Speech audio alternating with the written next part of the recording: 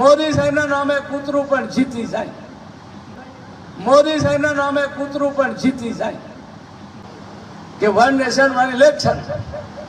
તો એના ફાયદા કયા?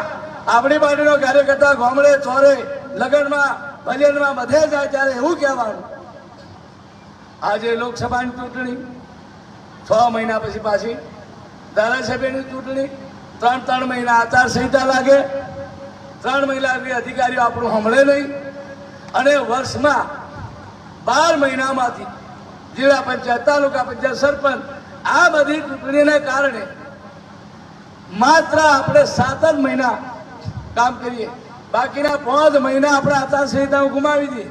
એના કારણે દેશનો વિકાસ રોકાયો અને એના કારણે પૂરા વિપક્ષો સમજી જા, લોકસભા અને વિધાનસભા એક હતી આવે એકલી હાથે,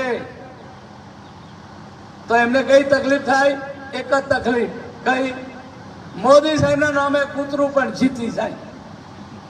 આ એમને ભ્રમ છે કે મોદી સાહેબના નામે પછી ધારાસભ્ય ગમે એવો મેલ દો પણ જીતી જવાનો, પરિણામ 90% આવે. આ માત્ર આ જ વિકલ્પને કારણે એનો વિરોધ છે.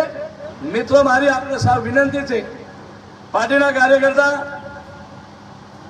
સજાગ રહે.